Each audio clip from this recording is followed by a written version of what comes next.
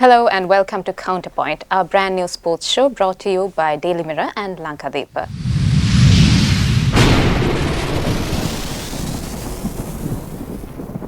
A hotly debated topic recently has been the report commissioned by the Minister of Sports on the actions of Sri Lankan cricketers and the actions by Sri Lanka cricket. So there was a report that came out recently, and to discuss this report, we are joined by veteran cricket journalist Damindu Vijay Surya from Lankadeepa and associate sports editor Shahan Daniel from Daily Mirror. Gentlemen, what do you think about this report? What is included in this report that has become basically the talk of the town? Shahan, can I ask you first? Yeah, I think it's good to maybe remind ourselves about the report, why it came into, why it was commissioned. Obviously, when you look back at the Sri Lanka campaign at the T20 World Cup, soon after it was over, we heard about Danushu Gunatilaka and the allegations of sexual assault against him.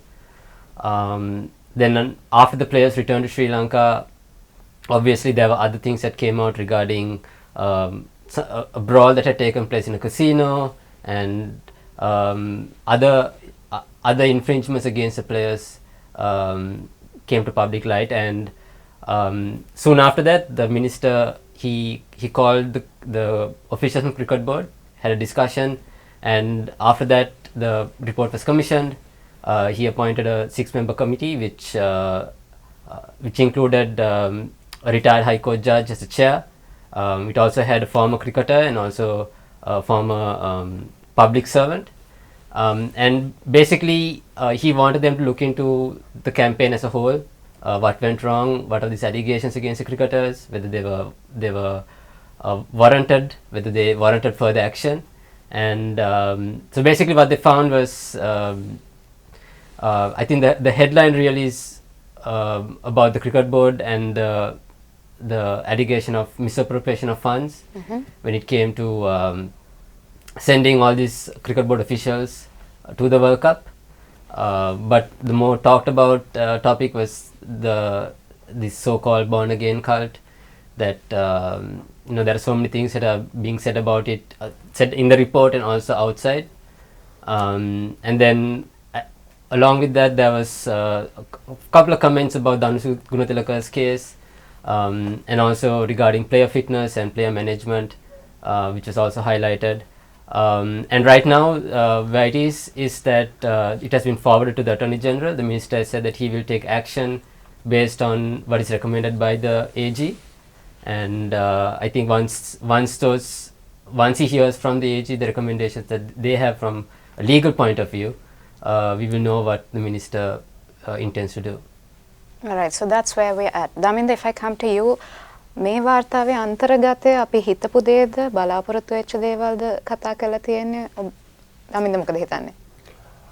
මෙහෙමයි, මේ විමර්ශන වාර්තාව නැත්නම් ප්‍රෝඩ් report එක, මේ report එකේ අන්තර්ගතය ගැන බොහෝ ගැටලු සහගත තැන් තියෙනවා. ඒ කියන්නේ දැන් මේ වගේ විමර්ශන වාර්තා නැත්නම් ප්‍රෝඩ් රිපෝට්ස් කරලා ගණනාවක් කරලා තියෙනවා කලින්. ඒ හැම අවස්ථාවකදීම වෙච්ච දෙයක් නැහැ. විමර්ශන වාර්තාවක් තිබුණා, වාර්තාව ලිව්වා, වාර්තාව ක්‍රීඩා ඇමතිට දුන්නා, ක්‍රීඩා ඇමති එහාට මෙහාට යවුවා, ටික දවසකින් ක්‍රීඩා ඇමති මාරු වෙනවා. වෙච්ච දෙයක් නැහැ. දැන් මේ පාර ඒගොල්ලෝ කියනවා මේ විමර්ශන වාර්තාවේ අවල තියෙනවා කියලා නීතිපතිවරයාට. නීතිපතිවරයාගේ උපදෙස් මත වැඩ කරනවා කියලා. ඉතින් නීතිපතිවරයාගේ උපදෙස් මත වැඩ කරන එක හරි. ඒකේ වැරද්දක් නැහැ. ඒත් අපි හැමෝම දන්නවා ක්‍රීඩා අමාත්‍යවරයාට බලතල තියෙනවා උසාවියකදී ප්‍රශ්න කළ නොහැකි. ක්‍රීඩා ඇමතිවරයාට බලතල තියෙනවා යම් ස්ථානවලදී යා ගන්න තීරණ උසාවියේදී ප්‍රශ්න කළ නොහැකි කියලා ක්‍රීඩා පනතේ ඉතාම පැහැදිලිව සටහන් කරලා තියෙනවා. එහෙම තියෙද්දි මොකද්ද මේ කල් දමදමා ඉන්න පියවර? මොකද්ද, කොහෙද මේ යන්නේ? ඇයි මේක නීතිපතිවරයාට යවන්නේ?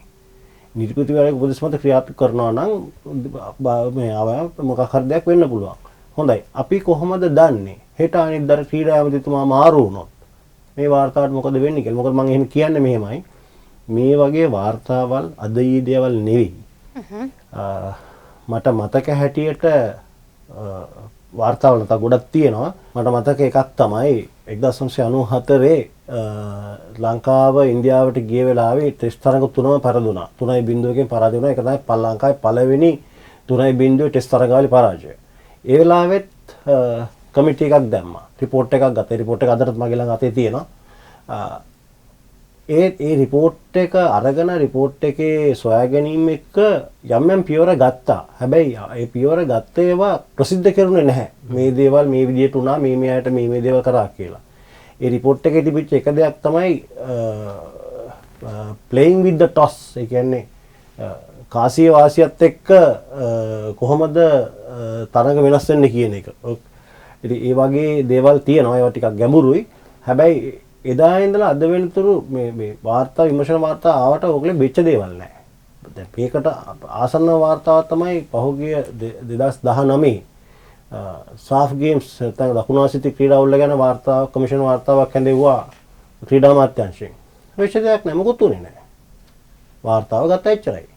ඉතින් මේ වෙලාවේදී අපිට බලන් ඉන්න වෙනවා පළවෙනියෙන්ම මේ වාර්තාවේ අඩංගු දේ අනුව නිර්දේශ වාර්තාවක නිකන් නෙමෙයිනේ නිර්දේශ තියෙනවානේ මේ දේවල් ගැන. ඒ නිර්දේශ වලට අදාළව ක්‍රීඩා අමාත්‍යවරයා පියවර ගනීවිද නැද්ද කියන එක. හැබැයි ඔය නිර්දේශ තිබුණත් නැතත් ක්‍රීඩා අමාත්‍යවරයාට පියවරක් ගන්න ඕන නම් ඔය වාර්තා මුකුත් ඕනේ නැහැ. එක පෑන් පාරකින් තීන්දුව ගන්න පුළුවන්. මම එක උදාහරණයක් කියන්නම්.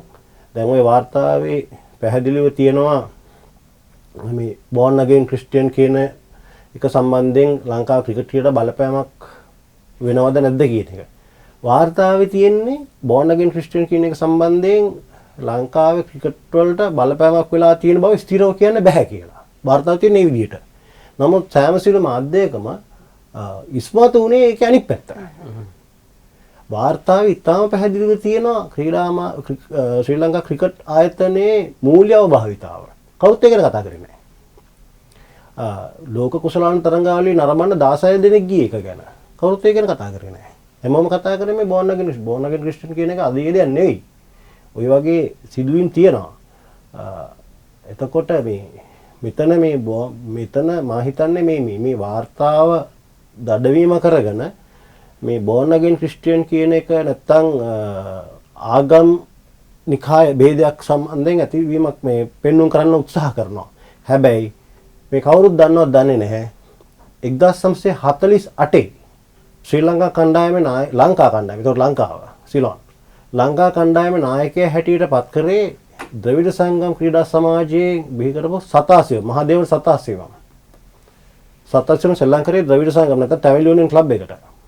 ඒ වෙලාවේ සතාසියම ශ්‍රී ලංකා කණ්ඩායමේ නායකයා හැටියට පත් කරපු එක ගැන විශාල විරෝධයක් ගෙනට සිංහල ක්‍රීඩා සමාජය නැත්නම් SSC එකේ හිටපු ජ්‍යෙෂ්ඨයෝ කීප දෙනෙක් වැඩක් උනේ නැහැ.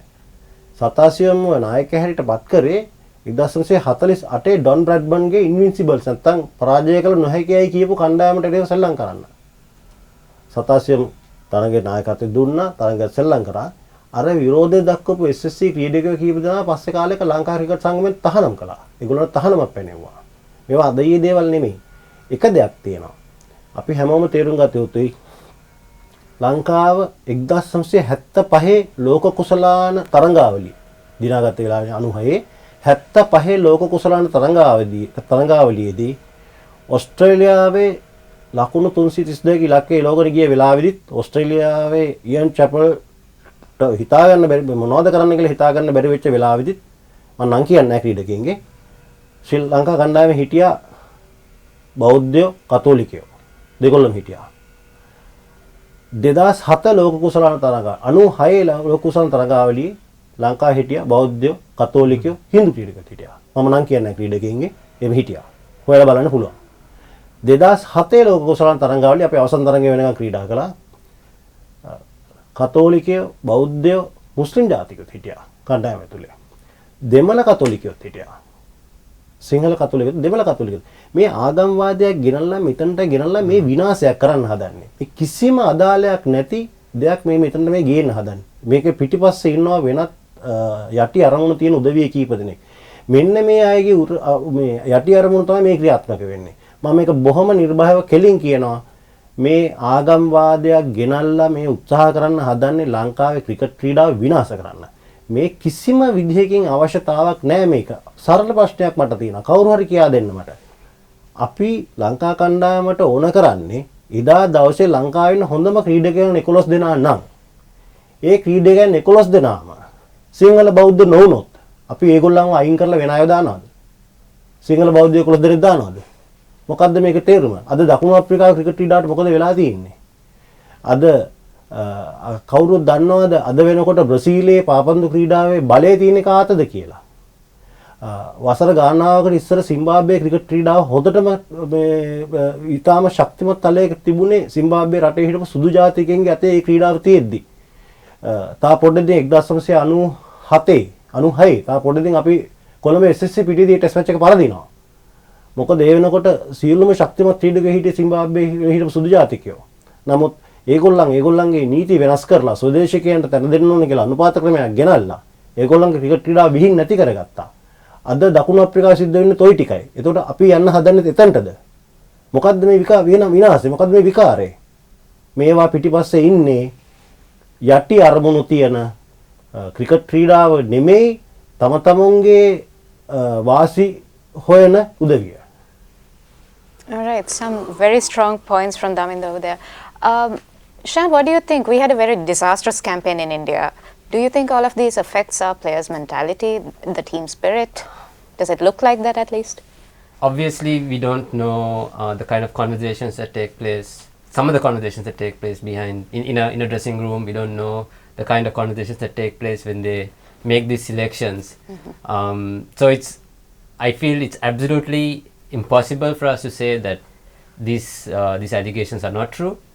But at the same time, if you're making these allegations, there needs to be some proof of it. And like Damida very rightly said, in that report, it says that there is no indication that there is a direct influence from this so-called born-again cult.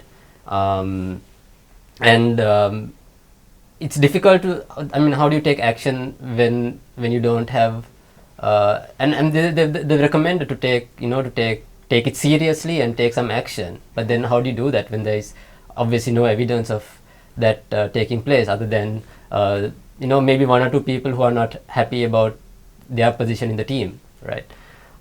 So if there is any form of discrimination, whether it's religious or whether it's ethnic, that needs to be taken seriously. So if there is indeed a discrimination that's taking place based on religion, maybe that they need to do something about that. But we've been hearing this born again this favoritism for a long time, and there's never been anything to substantiate it and say that there is such a thing. So I think like he very rightly said, it's also a bit of an eyewash to the real issues that are currently affecting our game, and I think those are the issues that have brought us to the point where we are right now. And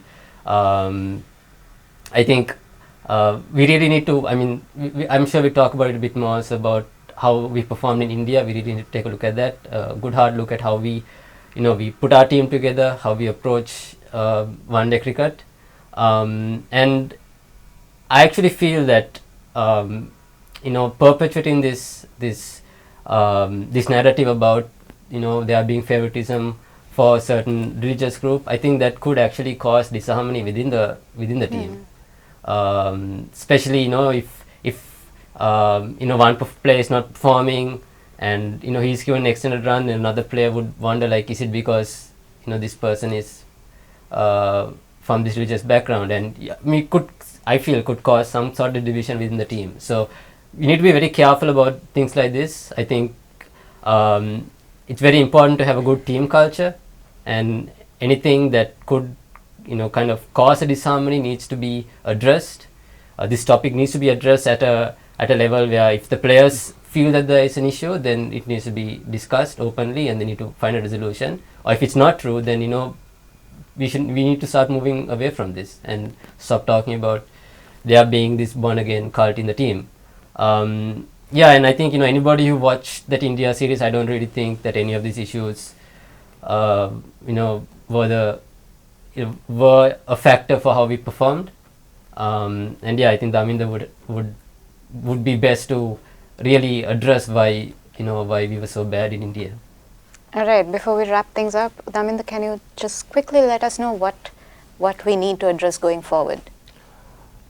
මෙහෙමයි ඉන්දියාවේ තරගාවශයන් කියෝ වගේ ඉන්දියාවේ තරගාවලිය මම ඉක්මනින් කියන්නම් මොකද ඇත්තටම මේ වගේ දේවල් බොහොම දිගයි දීර්ඝයි ගැඹුරුයි මේවා අපිට දිගින් දිගට කතා කරන්න පුළුවන් අපි කවුන්ටර් පොයින්ට් එකේ ඉදිරියේදී අපි මේ ප්‍රශ්න එකෙන් එක අරගෙන කතා කරමු ඉන්දියාවේ තරගාවලිය අපිට ලැබිච්ච පරාජය ගැන මට කෙටියෙන් කියන්න තියෙන්නේ ඒ ස්ථානවලට සුදුසු ක්‍රීඩකයන් අපිට හිටියේ නැහැ අපි හුඟක් වෙලාට කරන්නේ ක්‍රීඩකයන් 11 දෙනෙක් 15 දෙනෙක් තෝරගෙන ඒ 15න් 11ක් තෝරලා තරගයට යවනවා. නමුත් අපි බලන්න අපි කවුරු හරි ඉවැලුවට් කරාද අපි කවුරු හරි තක්සේරු කරාද පළවෙනි ඕවර් 6 නැත්නම් පාවර් ප්ලේ එකේ අපි කීයක් ගැහුවද කියලා. පාවර් ප්ලේ එකේ අපි විකට් කීයක් මේ නැති කරගත්තද කියලා. ඒ වගේම අනිත් කල්ලිගේ පාවර් ප්ලේ එකේ අපි විකට් කීයක් ගත්තද කියලා. නැත්නම් අපිට කොච්චර ගැහුවද කියලා.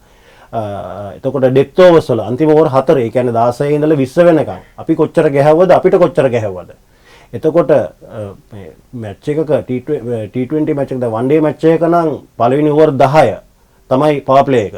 එතකොට මැද බොඩි එක වෙන්නේ 11 වෙනි ඕවර් එකේ ඉඳලා 40 වෙනි ඕවර් එක වෙනකම්. ඒ වෙලාවේ අපි කොච්චර ගැහුවද අපි ඒ වෙලාවේ කොච්චර ඩොට් බෝල ගැහුවද අපි කවුරුත් ඒව ඇනලයිස් කරලා නැහැ. අපි ඕව තමයි ඇනලයිස් කරන්න ඕනේ. මෙතන ටීම් එකේ අයට බැනලා මෙයා මෙහෙමයි මෙයාට ෆේවරිට්ස් දිනනවා හරි මේ කියලා වැඩක් නැහැ. අපි බලන්න ඕනේ ඒ සෙක්ටර් මේක හරියට බයිසිකල් රේස් එකක් ගන්න. බයිසිකල් රේස් එකක අපි හැමෝම දන්නවා තරඟය පටන් ගන්නේ ෆ්ලැට් රෝඩ් එකක. සමතල ඊට පස්සේ යම් තාක් දුරට යනවා ගියායින් පස්සේ කඳු නගින්න තියෙනවා. කඳු නගි. එතකොට එතනදී ෆ්ලැට් රෝඩ් එකේ හයියෙන් බඳින්න පුළුවන් එක්කනා විතරක් නෙමෙයි. කන්දේ පදින්න පුළුවන් එක්කනත් බලනවා. ඊට පස්සේ කන්දෙන් බහින්න තියෙනවා. ඊට පස්සේ රේස් එක සාමාන්‍යයෙන් ඉවර වෙන්නේ ආපහු ෆ්ලැට් රෝඩ් එකට ඇවිල්ලා. එතකොට ෆ්ලැට් රෝඩ් නැත්නම් සමතල මාවත කඳු නැගීම කඳු බැහිම ඔය තුනම හොඳට කරන්න පුළුවන් එක්කන තමයි බයිසිකල් රේස් එක දිනන්නේ. ඉතින් මේ ක්‍රිකට් ක්‍රීඩාවත් ඒ වගේ තමයි T20 ගත්තත් 6යි 16යි 20යි. ඔතනින් කැඩෙනවා. නිමතු කොටස් තුනකට. වන් ඩේ මැච් එකක් ගත්තොත් 10යි 40යි 50යි. ඔතන ඔය විදිහට කැඩෙනවා. ඉතින් මේ කොටස් වලදී එක් කොටසෙදී හොඳට කරන්න පුළුවන් හොඳටම කරන අය තමයි තරගයක් දිනන්නේ. මෙන්න මේ ප්‍රශ්නේ මූලිකව විසඳ ගන්න ඕනේ. අපි හැදයි මම බය නැතුව කියනවා. අපිට ක්‍රීඩකයෝ නැත්තේ නෑ. අපිට ක්‍රීඩකයෝ 70ක් විතර නෑ. ඉතාලම හොඳ ක්‍රීඩකයෝ 70ක් විතර. ප්‍රශ්නේ තියෙන්නේ මේ ක්‍රීඩකයන්ොත් ඒගොල්ලන්ගේ වගකීම බාර අරන් තියනවා මදි. දැන් මේ 2015 ඉඳලා හැමදාම මේ ට්‍රාන්ස්ෆෝමර්ස් ට්‍රාන්සිෂන් පීරියඩ් නැත්තම් කීකේ මොකද්ද මේ? ඒ ක්‍රීඩකයෝ මොකද කරන්නේ? මේගොල්ලෝ මේ ක්‍රීඩකයෝ ඒගොල්ලන්ගේ වගකීම් බාර අරන් නැහැ. ඒගොල්ලන් තීරුම් ගන්න ඕනේ. ඒගොල්ලන් ප්‍රොෆෙෂනල්ස්. ඒගොල්ලන් වෘත්තීය ක්‍රීඩකයෝ. ඒගොල්ලන්ගේ වගකීම් බාර අරන් හරියට සෙල්ලම් කරනවා. කොච්චර ප්‍රැක්ටිස් කරත්, කොච්චර පුහුණු වීම කරත්, මොන දේශන වලට සවන් දුන්නත්, තමුන් ස්වාධීනව තමුන් එතනට යන්නේ නැත්තම් ඒක කරන්න බෑ. උදාහරණයකට අපි හොඳටම දන්නවා අපිට හොඳම පන්දුරක් ඉන්නේ තිලකරත්න ඩෙල්ෂාන්, TM ඩෙල්ෂාන්. එයාට හැමදාම ටාගට් එකක් තිබුණා. එයා හැමදාම ග්‍රවුන්ඩ් එකට ප්‍රැක්ටිස් කරාම එයා කැචස් 100ක් අල්ලලා තමයි එයා මේ හවස ගෙදර යන්නේ. අපේ දැන් ඉන්න අය කවුද එහෙම කරන්නේ? දැන් මුරලිදරන් අපි හැමෝම දන්න විකට් 800ක් ගත්තා. අදටත් ටෙස්ට් සහ එක් දින දෙකේම ලෝක වාර්තා දෙක තියාගෙන ඉන්නවා. හරි. අදටත් අවුරුදු රිටයර් වෙලාත් අවුරුදු 12ක් විතර වෙනවා. මුරලිදරන් හැමදාම යම් කිසි විදිහකින් මැච් එකක වහිනවා නම් එයා ගිහිල්ලා කාඩ් එක ගහින්නේ නැහැ මේ ඩ්‍රෙසින් රූම් එකේ. එයා යනවා ඉන්ටර්නෙට් එකට. ගිහිල්ලා එයා ස්පොට් බෝලින් කරනවා. පොඩි කඩදාසියක් වගේ එකක් එක තැනක තියලා එතනට බෝල් කරනවා දිගටම. ඒ ප්‍රැක්ටිස් එක ඒ කැපවීම සොයන් උනන්දුව නැතුව මේ ගමන යන්න බෑ. කාටවත් අරයට මම දොස් කියලා වැඩක් නැහැ. මේ චෝදනාවේ 50%ක් කෙලිම මම දානවා ක්‍රීඩකයා අතට. All right. And with that, we will be wrapping up this episode of Counterpoint. Stay tuned to Lankadeepa and Daily Mirror as we bring you the very latest from the sports world.